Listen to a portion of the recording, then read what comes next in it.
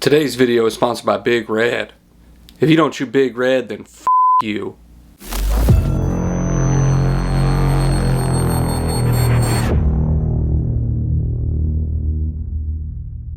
Welcome back to the channel. I'm Kobe with Pedalworks MTB, and today we're going to be upgrading the most garbage bike that's ever been made.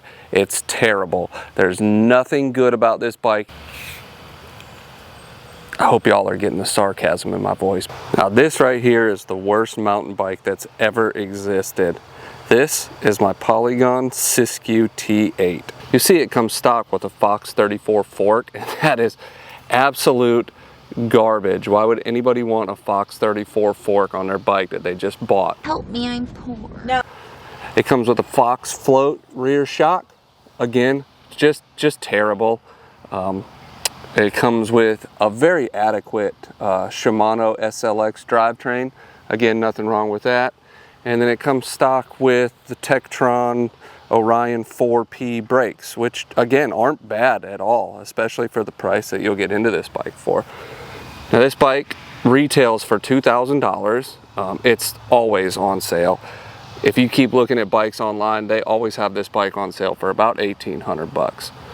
I've had no problems with this bike. I've ridden this bike a ton. I put a lot of miles on this bike and I love it. I love it exactly how it sits. The only reason I'm going to do some upgrades on it today is I have a bunch of extra parts that I don't know what to do with. And instead of them sitting in the boxes with my big move coming up, I'm going to upgrade pretty much everything on this bike. So let's get to it. Now, like I said, this is a really good bike. All right straight from how you order it, this bike comes set up fantastic. It's got really good components. It does have some hate. Two of the reasons I think are justified. One of the reasons is not. Reason one why I think this bike gets so much hate is honestly the weight, and that's the only issue I've had with it. It is a really heavy bike. The second reason I think it gets a lot of hate is Polygon in their early iterations, they did have some problems. There were some issues with frame crackage. But they've addressed those in the later issues. And if you're looking at this bike now and you're seeing all the Reddit posts and all the YouTube videos about how this frame is weak and it breaks, I can promise you, you don't have to worry about that issue anymore. They've shored that up and they've fixed those issues. Now the third reason is getting a little more personal, and it's probably going to offend some people, and if it does, I'm sorry for that, is anger. Honestly, that's the only thing I can think of. Is there's a lot of people that spend $7,000, $8,000, $9,000, $10,000 on a bike, and it comes with some of the components that start out on this bike again for $1,700. This is a really good option. The T7 and the T6 and now the T9 are all very capable trail bikes, and I'm going to show you today that you can buy this bike. You can put not a lot of money into it by utilizing some of the sales that I like to use. I got a lot of the parts from Jensen USA in their last year overstock that they're trying to get rid of. And you can get a lot of those parts for like 50–60% off. So let's get into it. Let's get this thing all broken down. And then we'll talk a little bit about what we're going to put on it.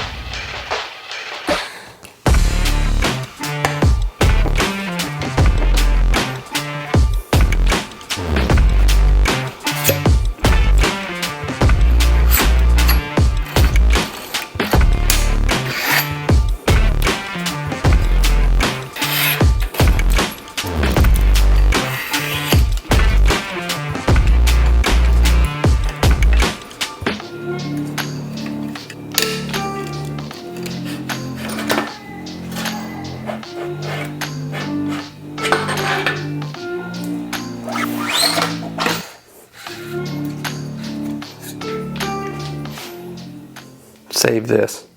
It's called a cable jank. It's what goes inside your dropper post. And if you lose this, they can be hard to find and they can be kind of expensive sometimes.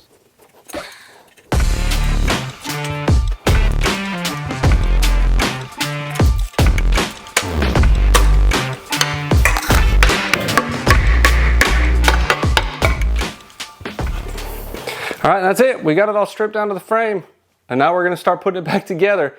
This is where we get into the fun stuff. We'll kind of jump in every once in a while, and I'll talk about what I'm putting on and why I decided to go with that. But let's get to it. Let's get this thing built up. All right, the first part we're gonna get started putting on, we got a new fork. I went with this Fox 36 with the Kashima coating just because I think it looks good. I think it'll go good with the bronze that's on the bike. But the main reason I went with the 36 is it gives us a little bit more travel. The Fox 34 is 140 mils of travel, while this Fox 36 is gonna give us 150 mils of travel. Now don't forget your race down here, and remember, you can reuse these. There's a little tab in the back. You can get a little screwdriver in there, and just make sure you slowly pry up all the way around. Don't try and crank on it. If you just pry up a little bit at a time all the way around, eventually it'll pop right off. You can slide the race right on the new fork.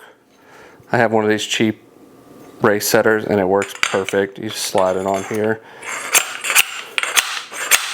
and bam. This was like 20 bucks on Amazon, and it works for like 4 different size forks. And then next you want to make sure you fit your fork. So all we're going to do with that is we'll take our new fork, we'll put our bearing on it, we'll slide it up into place, take your caps, slide that down. So this is the stem I went with, this Industry 9 A35. I'm going with the same stack height because I was comfortable with where it was at. I did get some brass bushings just because it matches kind of the color scheme we're going with. Make sure it's nice and tight up in there. That's what she said. So we'll tighten that down so it's not going anywhere, and then we'll take a pick and we're just gonna go around here. Now you're gonna put a spacer on top too with your cap. So you wanna just, I like to mark it just flush. So then when I put a cap on, I know that it's pulling it tight. And you can use a hacksaw for this. A pipe cutter works fine. We'll just go with a pipe cutter and clean the ends up when we're done. You just turn this around and turn your knob in. It scores that line all the way through and it pops off. But like I said, it leaves your ends a little messed up. I use this tool. It's just a rigid pipe cleaner. And it works great. You put it inside, it cleans out inside. Flip it over and you clean the outside up just to make sure all that extra stuff you don't want on there where it rolls out is gone. Next step, and don't forget it, hopefully I'm not the only one that has forgotten, star nut. Don't forget to put a star nut in your fork. And to do that, you have a star nut setting tool. And all you do is you screw your star nut in here. Then you take your fork and this slides right over there so it lines it up. Then you take your hammer, which I always lose. Get the hammer. Then you take your hammer and you just hit the end here. And once you have it knocked flush, you just unscrew this and you have a star nut.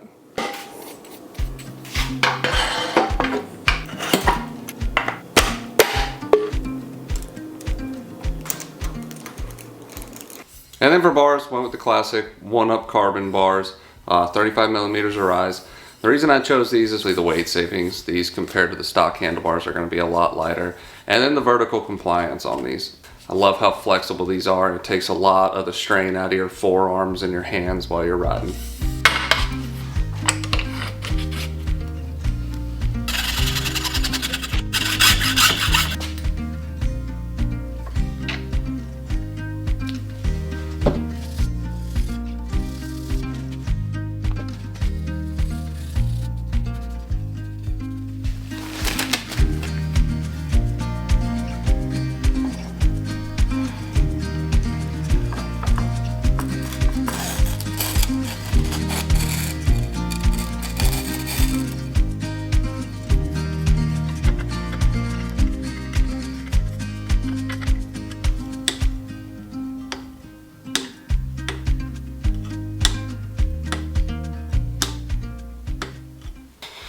And then for a dropper post, I went with the PMW range dropper. It's just a good quality budget dropper post. I've never had an issue with them, and they're still not the cheapest option, but it's a really good budget friendly quality option.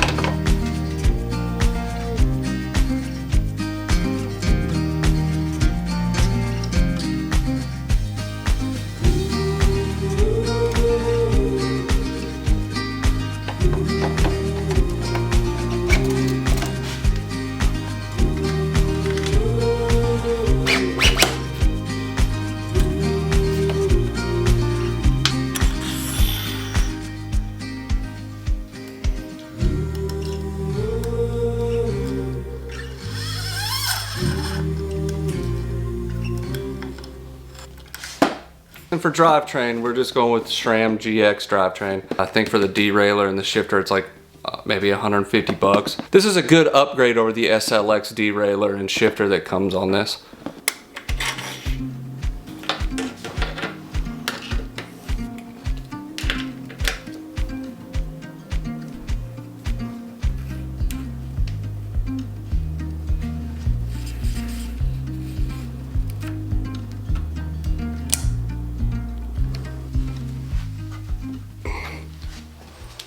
And obviously for cranks, we had to go with the SRAM GX carbons. This is going to save us a ton of weight also.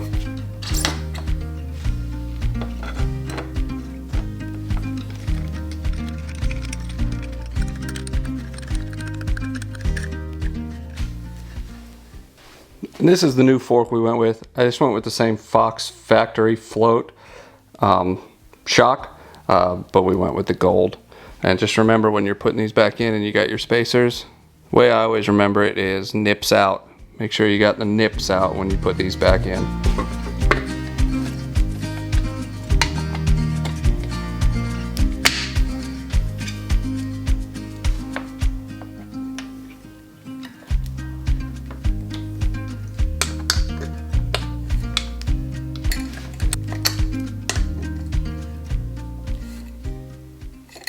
And next, the part I dread most about bike building, brakes. So I went with the Magura MT7s. I really like Magura, I really like the MT7s, and I got these at a pretty good discount.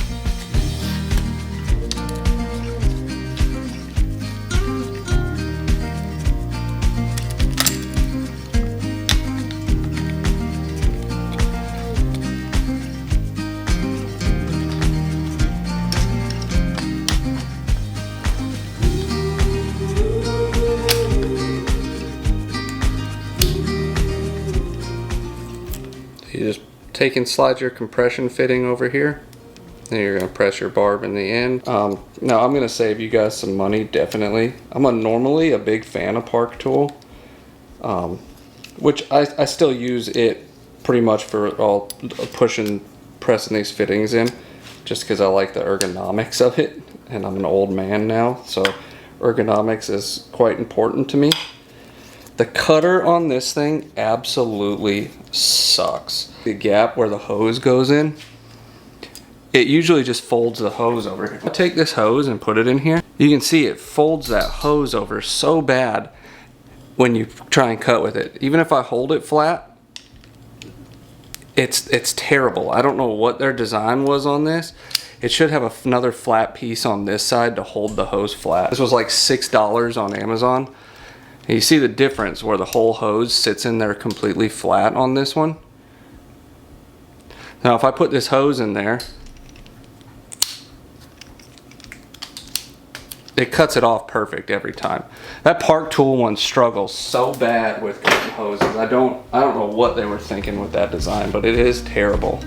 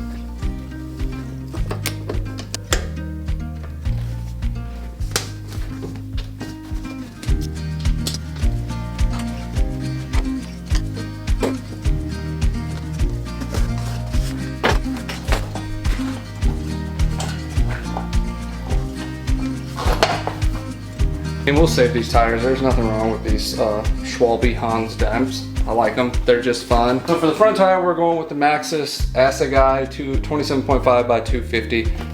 Really good front tire. And for valves, we're gonna go with these muck-off big bore ball valves. I saw them, they looked really interesting, and I wanna try them out and maybe do like a long-term test, and then I'll do another review video on them. But they looked cool, and I wanna try them. Let's see what they look like.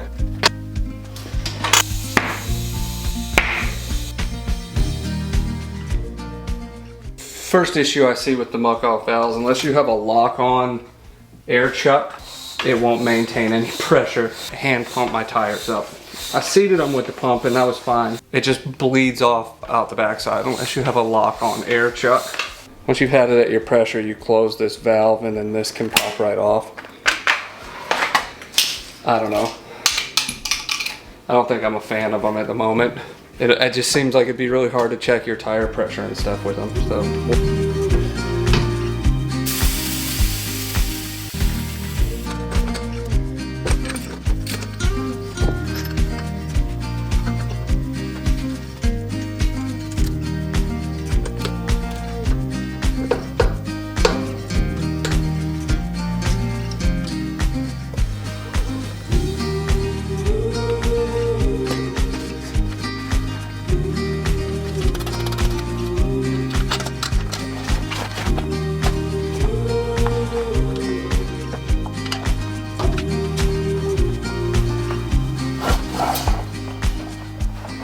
And then for the rear, I went with the Maxxis Minion DHR2, 27.5 by 2.6.